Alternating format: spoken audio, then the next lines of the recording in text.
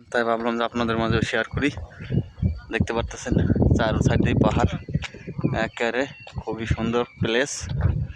এই সাইডটাও দেখতে পারতেছেন, এপাশে পাহাড়ের উপরে একটা বাড়ি আছে, অসাধারণ। এটা হচ্ছে পাহাড়ের নিচে যাওয়ার রোড। চলেন আপনাদের আরো সামনের দিকেও দেখাই, খুবই সুন্দর জায়গা। দেখতেছেন এখান থেকে মানে পাহাড়ের উপরে আছে আমরা, তারপরে আরো কতগুলো পার করে কত করে, অসাধারণ জায়গা। এই যে ছবি তুলতেছে হদ্দমে, এরা খালি ফটো। আর এই যে মালটা গাগু মাল। আর এখানে মনে করেন রাস্তাঘাটে গোলাপ ফুল 100% আছে।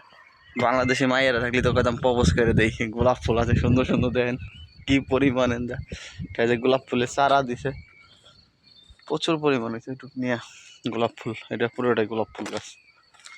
আর এই চারো চারটায় আপনার দেখেন কতটা সুন্দর স্মোক একের, এই যে অসাধারণ। আর অবশ্যই এটা জানি না এটা কি ফুল গাছ, প্রচুর পরিমাণ ফুল। আর আপনার এই সাইডে আছে এটা আপেল গাছ, এটা আপেল গাছ। আর ওই যে ইটালিয়ানরা বইয়ে কথা বলতেছে, যে আঙ্গুর গাছ। আপেল অলরেডি ধরছে হয়ে গেছে, কিন্তু ছোট ছোট। এই যে গাড়ি যাইতেছে, চাও। এই প্লেসটা অনেকটা সুন্দর একটা জায়গা।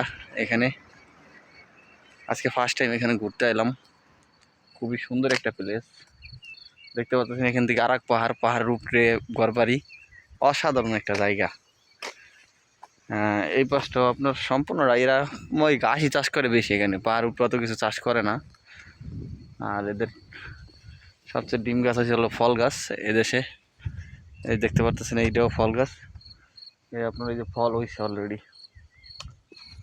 এটা হয়েছিল লাসমতি, যেটা যে লাসমতি আমরা বাংলাদেশে লাসমতি খাই না, লাসমতি গাছ।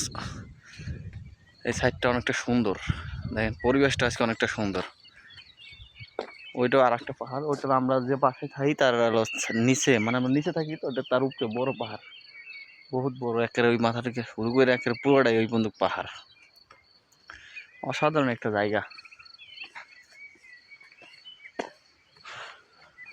এইবার তো কয়েকটা বাড়ি আছে ছোট ছোট, এলাকা এরকমেরই ছোট ছোট বাড়ি পাবেন। খুবই সুন্দর একটা পরিবেশের জায়গা।